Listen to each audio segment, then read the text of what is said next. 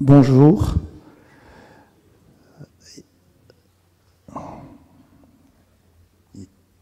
Il y a une coutume au Liban, quand on rend visite, d'accord. Quand on rend visite à quelqu'un, il faut que ce quelqu'un rende la visite, autant que possible dans la semaine. Les Renans sont venus chez nous en 1860.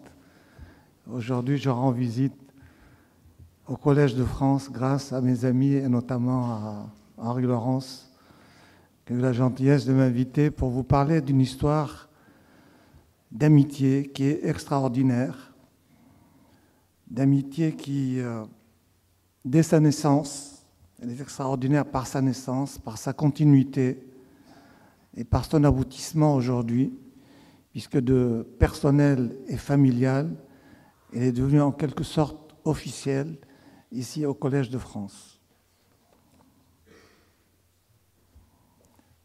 Mon exposé va peut-être à l'encontre de certains écrits qui ont un peu divagué, soit par des explications, soit par manque d'observation, que je vais corriger au fur et à mesure concernant Renan et sa famille quand ils étaient au Liban. En réalité, ce n'est pas le Liban d'aujourd'hui, c'est le Mont Liban. Quand Ernest Renan est venu avec Henriette et Cornélie en 1860.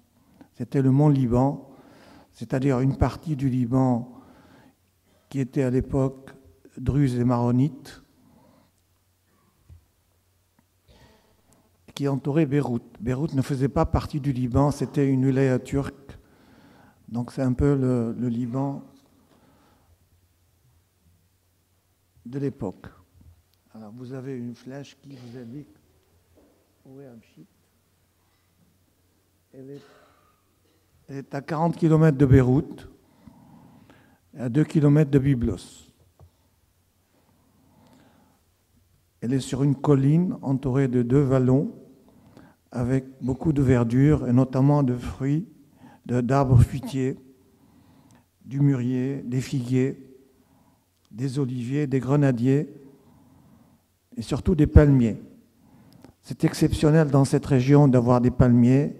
Ceci est dû au fait que les notables d'Amchit, dont je vais parler, faisaient du commerce avec l'Irak et recevaient des cajots de dattes.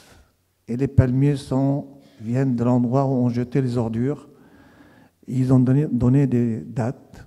Et Henriette dit, ces dattes sont mangeables, effectivement, on continue à les manger actuellement. Mais il y a quelqu'un qui n'a pas vu ces dattiers, c'est Maurice Barrès, puisqu'il a traité Ernest Renan de sacré menteur, puisqu'il parle sous les palmiers d'Amchit. Mais ces palmiers existent depuis l'époque, mais il ne les a pas vus.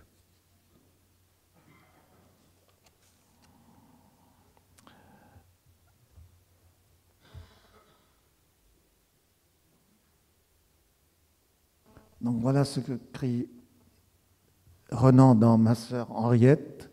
Notre premier séjour fut le village d'Amchit, à 3/4 d'heure de Jbel Byblos. Actuellement, en 5 minutes, nous sommes entre Amchit et Jbel. À l'époque, c'était à dos de mulet ou à dos d'âne, des 3/4 d'heure. Il y a 25 ou 30 ans, fondé il y a 25 ou 30 ans par le riche maronite Mirael Toubiya, Zachia, l'héritier de Michael, nous rendit ce séjour extrêmement agréable. Il nous donna une jolie maison, d'où l'on dominait Byblos et la mer, la douceur de mœurs des habitants, leurs attentions de tous les jours, l'affection qu'ils conçurent pour nous, et en particulier pour elle, la touchèrent profondément.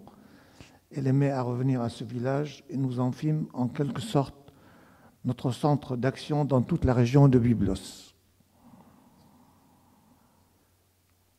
Henriette surnommait Zachia le marquis de Carabas, parce qu'en venant de Beyrouth, à dos d'âne et de mulet, chaque fois qu'elle voyait des vestiges, des aqueducs, elle demandait à qui ça appartenait. On lui disait à Zachia Jaloub.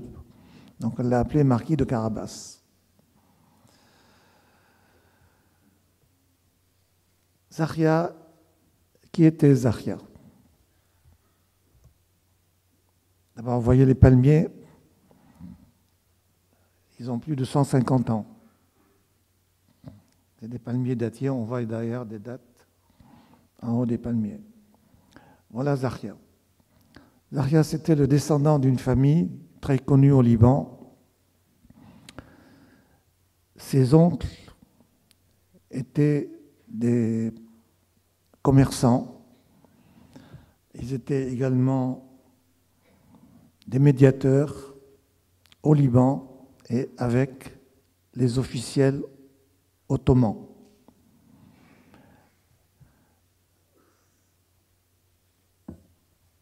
Ils n'avaient pas d'enfants, les deux. Et c'est leur héritier, c'est Zahria. Et ces deux oncles avaient prévu, par un testament, la création d'un hôpital à Amchit.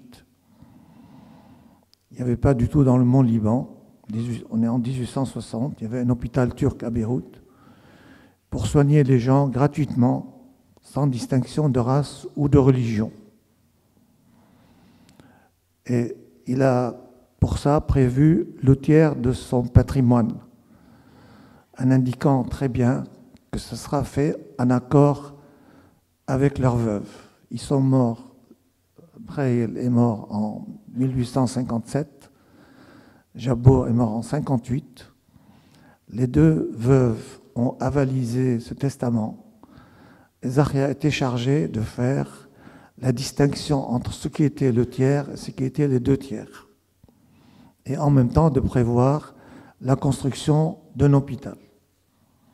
Donc Renan arrive à ce moment-là, c'est-à-dire à un moment où tous ceux qui géraient les terrains, tous les paysans qui s'occupaient des terrains venaient rendre visite à Zahria pour délimiter ce qui était le tiers et les deux tiers.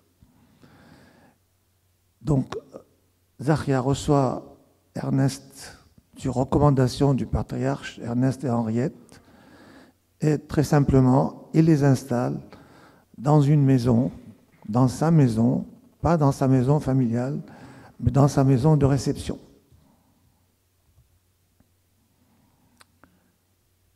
Voilà Zahria avec sa femme. On remarquerait que la tête, elle est coiffée. Et vous verrez qu'Henriette aussi a une coiffe. C'était l'époque où les femmes portaient des coiffes. Alors sa femme, Myriam, Zahria avait 51 ans au moment où Renan est arrivé à Amchit. Je n'ai pas la date de naissance de mon aïeul, parce que dans les arbres généalogiques libanais, on ne met pas la date de naissance des femmes, on met la date de leur mort. Donc elle est décédée en 1884. Et Zahria est décédée en 1892, la même année que Renan. Alors voilà cet hôpital qui a été construit. En réalité, c'est un hôtel-dieu. C'est le seul en Orient qui a cette forme. Sur les conseils d'un médecin français qui venait de Montpellier, qui s'appelait Henri Barthélemy Clos. Ça consiste en quoi? Ça consiste d'abord en cloître pour les religieuses, une chapelle qui est attenante, une salle pour dormir le soir avec une pharmacie et un dispensaire. Il a été commencé en 1863 et terminé en 1892. Voilà, il existe encore et nous continuons grâce à cette fondation à soigner les gens gratuitement. Voilà Ernest Renan qui a envoyé cette carte à Zahria, son ami Zahria. Zahria avait 5 enfants, 3 garçons et 2 filles, et la plus jeune s'appelait Rosa, en arabe wardi, c'est-à-dire la rose, qui a beaucoup circulé avec Henriette, puisque Elle était logée dans la maison qui était à 50 mètres donc de la maison familiale. Il a mis à disposition d'Ernest et de sa sœur et de Cornélie ensuite qui est arrivée en décembre. Il a mis à leur disposition les serviteurs et tous les services pour qu'ils soient bien logés et qu'ils soient bien acclimatés dans le village d'Amchit. Il savait que Renan était un savant et que sa sœur l'accompagnait, le protégeait. Et il a fait, en l'installant dans sa maison, il en a fait un notable. Alors, quel est le rôle d'un notable dans un village au Liban? Un notable a la maison ouverte continuellement. Il reçoit tous les gens qui viennent sans rendez-vous. Et c'est un lieu où se passe une vie très intense. Parce qu'à l'époque, pas de radio, pas de télévision, pas de communication. Les informations arrivaient par des messagers chez les notables. On sert le café toute la journée, et même une partie de la nuit. Les gens font commerce entre eux, sans s'occuper de l'hôte, qui lui part, revient, mais sa maison est accueillante. Il est le conseiller, il est celui qui tranche les conflits. Il joue un rôle très important et il est respecté par tout le monde. Voilà. Alors Renan insiste pour dire que c'est un notable issu du peuple, pour faire la distinction entre certains notables dans certaines régions du Liban qui sont, il dit, contaminés par des faux notables. Voilà.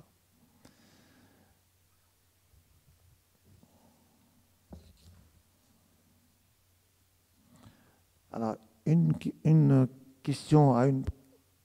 réponse à une question que vous ne vous posez pas, c'est que Zahia, qui est un prénom, puisque Zahia Jaloub al-Kallab, a donné le nom à la famille. Donc au moment où on a enregistré les noms de famille, notre branche a choisi le nom de Zahia parce qu'il a réalisé cette fondation, et d'où on porte son nom, Zahia. Mon père porte le prénom de son grand-père, s'appelle Zahia, mais c'est devenu un nom. C'est fréquent au Liban. C'est comme les gens qui ont dans la famille un prêtre Khouri, ils portent le nom de Khouri sans qu'il y ait une parenté entre les différentes familles Khouri.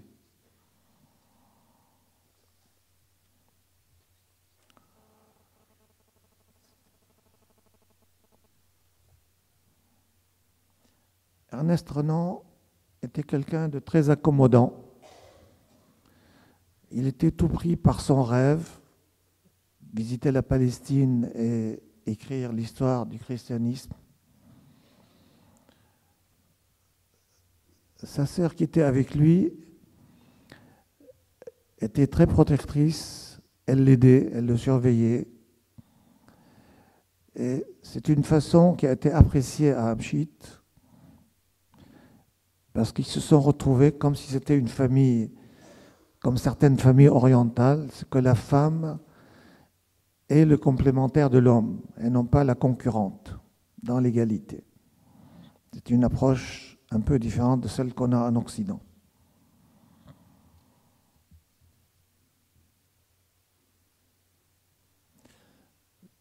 Zahia est allé très loin dans son amitié pour le Renan, puisque quand Henriette est décédée, il l'a fait enterrer dans notre caveau de famille. Donc Renan était très accommodant. Il donnait l'impression qu'il écoutait beaucoup. Dans un village maronite, les prêtres ont un poids qui est très important parce que ce sont des gens qui sont cultivés, qui ont fait de la théologie, qui connaissent parfois plusieurs langues. Donc c'est une référence pour les gens sur le plan spirituel, mais aussi sur le plan culturel. Donc il y a un contact très fréquent Et l'église était à 50 mètres de la maison.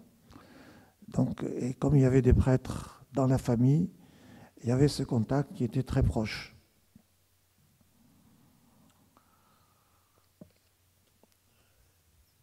Pour les Libanais, en tout cas pour la région, Renan paraissait comme un magicien. Pourquoi?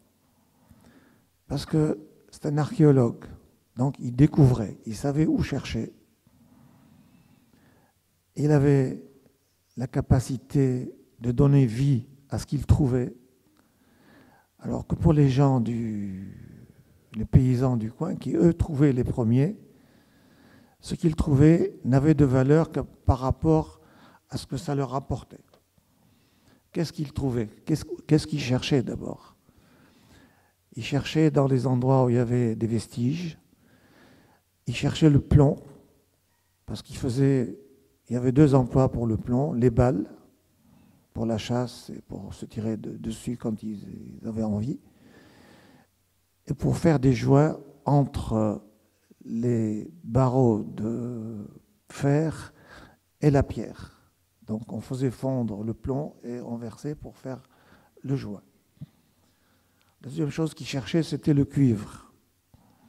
Le cuivre était vendu au kilo parce qu'il servait pour faire des ustensiles de cuisine ou des ustensiles de décoration.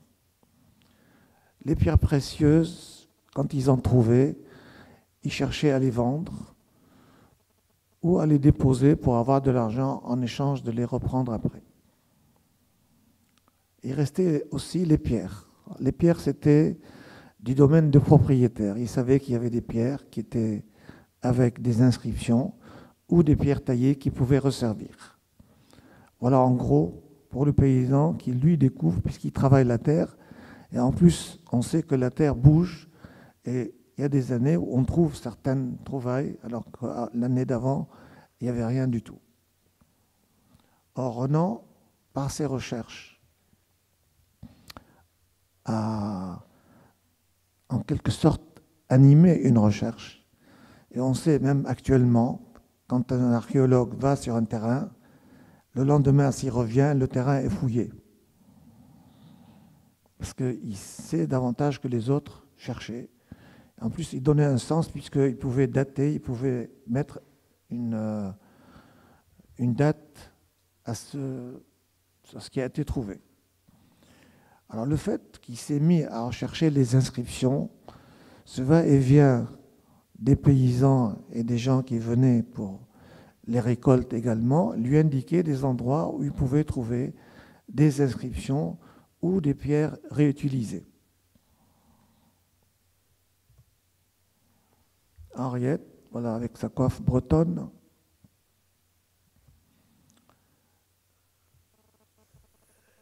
Elle a gardé l'habitude à Amchit de s'occuper des enfants. Donc les enfants venaient lui faire des cadeaux. Les mères étaient contentes de voir une femme qui s'occupait des enfants. L'enfant au Liban n'est pas du tout comme en Europe.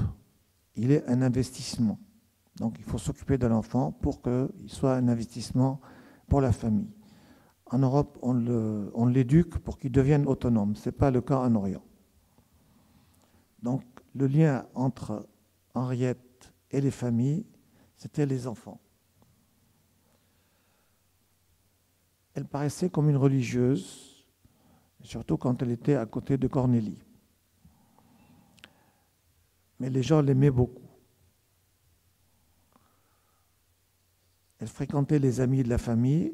Elle n'accompagnait pas toujours Renan sur le champ de fouilles, mais elle travaillait sur ce que Renan avait rédigé.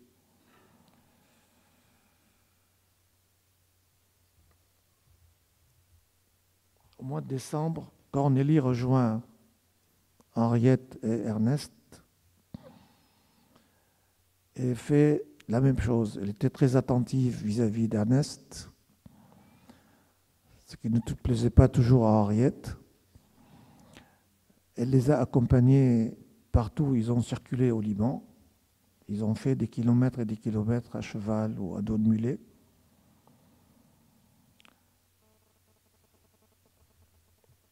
d'après ce que dit Édouard Lecroix, qu'elle aimait beaucoup son mari.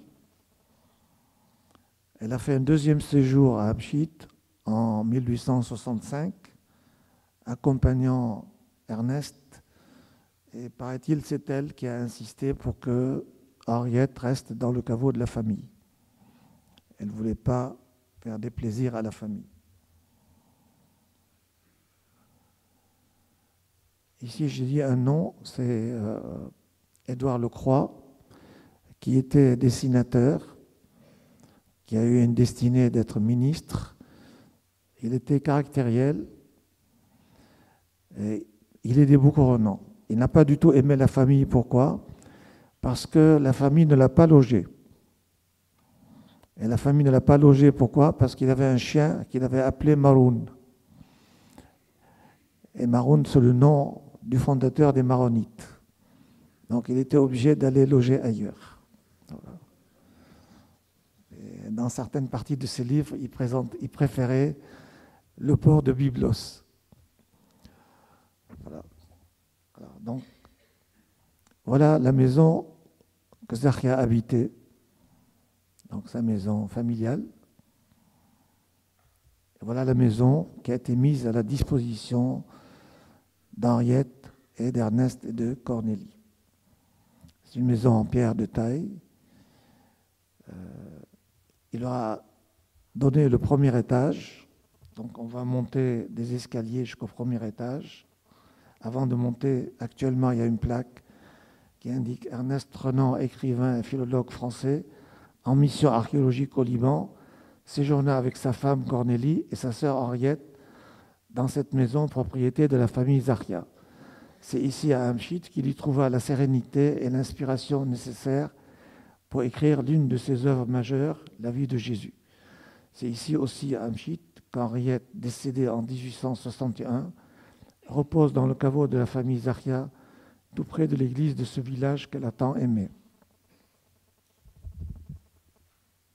Voilà, nous avons montré l'escalier, et voilà l'entrée du premier étage. Voilà le hall central. C'est un hall de grande dimension. Quand on y entre, il a la forme d'une croix grecque, c'est-à-dire il y a des... Non. Il y a des chambres sur les côtés et les diwans, c'est-à-dire les salons. Il y en a 3, ça c'est l'est, il y en a un en face ouest, un au sud, et le nord c'est l'entrée. Ils sont surélevés par rapport au hall central. Du hall central, qu'est-ce qu'on voit? On voit la mer Méditerranée, qui est chatoyante de couleurs dans la journée. On voit l'église, toujours avec les palmiers, où Renan allait assister à la messe avec la famille, Renan et Henriette, Cornélie. Voilà l'intérieur de l'église, Saint-Élysée. Et il arrivait à Renan, à Ernest, de monter ici et de lire les livres en syriaque, d'après la tradition.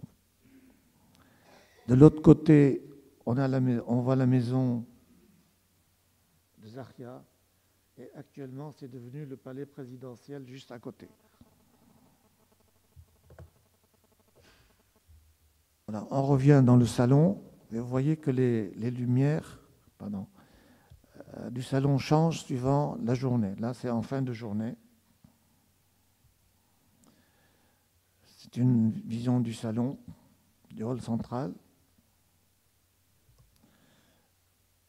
Alors, une autre vision. Et voilà la chambre d'Henriette.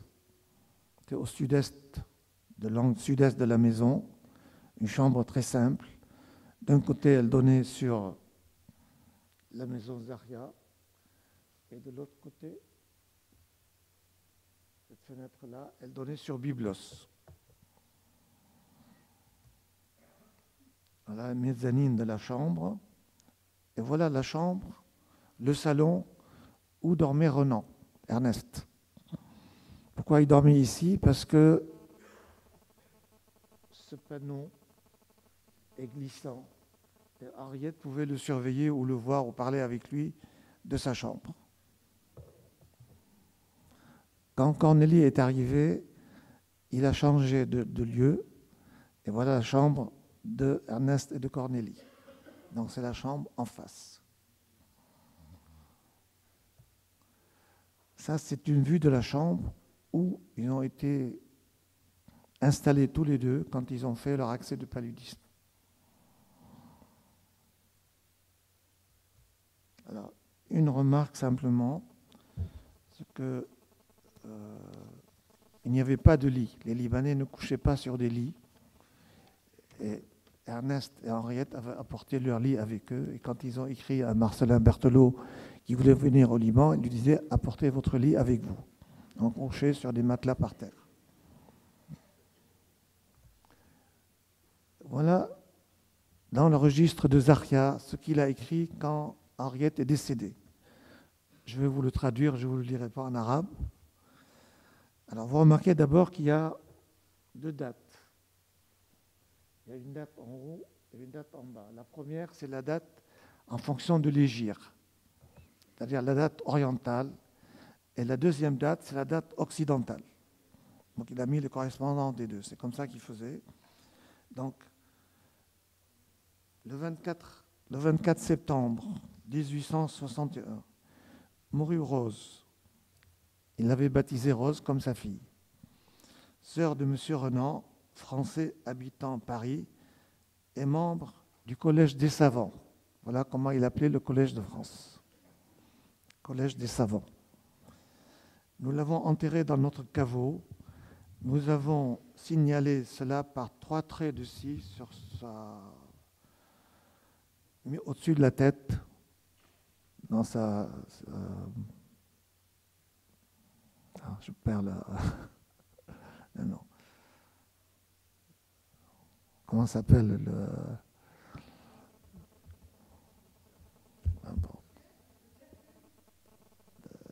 Elle est enterrée dans un... Oui. Donc ils ont signalé sur le bois 3 traits au niveau de la tête pour se reconnaître que c'est celui d'Henriette. Parce que le caveau, vous verrez tout à l'heure, il est au-dessus de la terre, mais au-dessous, c'est une salle qui est voûtée dans laquelle on met les cercueils. Sur le cercueil, il y avait 3 traits. Donc nous l'avons enterré dans notre caveau. Le même jour, Renan était malade et sans connaissance. Nous avons appelé des médecins, 4 sont venus. Là, il ne cite que 2. Il cite Suquet et Gaillardeau. Les 2 autres sont les médecins de la mission, mais qui ne connaissaient pas leur nom. Un bateau était amarré au port de Jebel. Les médecins ont préféré le transporter à Beyrouth. Nous avons demandé 12 personnes pour le porter sur le bateau à Jebel. Monsieur Gaillardeau est resté chez nous. Il a assisté à l'enterrement de sa sœur. Après 2 heures, monsieur Gaillardeau rejoint sa maison à Gazir. Nous avons dépensé pour son enterrement 943 piastres et des pourboires pour les serviteurs 57 piastres, ce qui fait un total de 1000 piastres. Il a été payé à Tanous Boutros la valeur de ce qui lui a été détruit comme mûrier à Jebel, soit 300 piastres. Entre parenthèses, les boucles d'oreilles de Rose ont été emportées par Gaillardeau et le lit aussi. On n'a jamais envoyé la facture au Renan.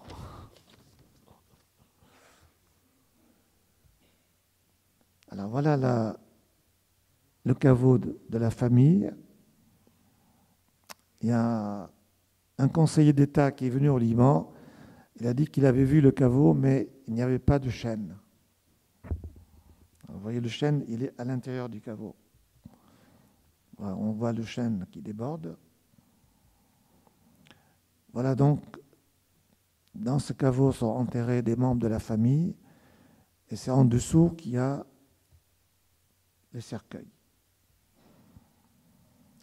En 1925, 24-25, est arrivé le général Sarrail, qui était le haut commissaire au Levant de la France, pour mettre une plaque, parce qu'il n'y avait aucune plaque sur la tombe, pour mettre une plaque indiquant que c'est la tombe d'Henriette Renan.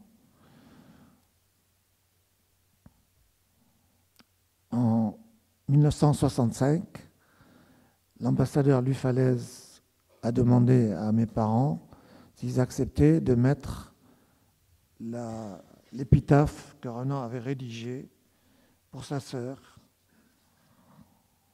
La famille avait accepté et il est venu lui-même mettre cette plaque et mettre en même temps une plaque dessous pour dire que c'est lui qui a mis l'épitaphe.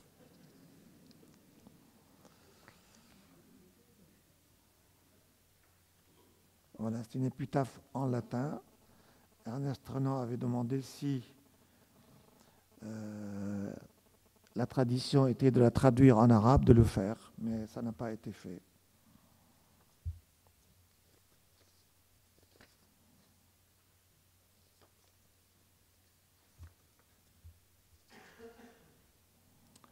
Alors, l'acte de décès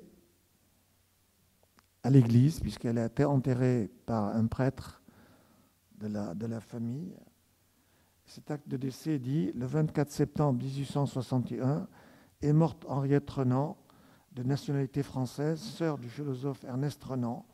Le décès a eu lieu dans la maison de Zahia Kallab. Elle a rendu son dernier soupir après avoir reçu les sacrements de l'Église des mains du père Ibrahim Kallab.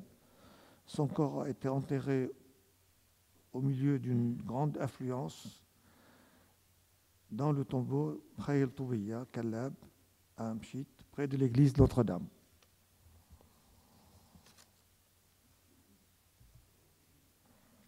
Alors, nous avons eu des visiteurs en 1938.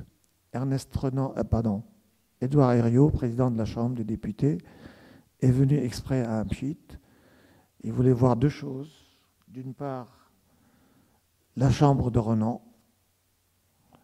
et monter sur la terrasse, parce que c'est là qu'ils passaient des soirées en admirant les étoiles, en faisant des réflexions sur leurs travaux.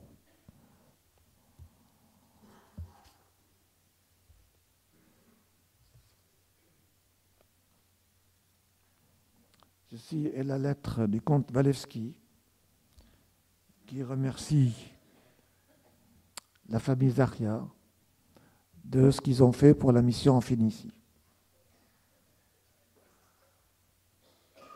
Voilà une lettre d'Ernest Renan qui intervient parce que la tombe,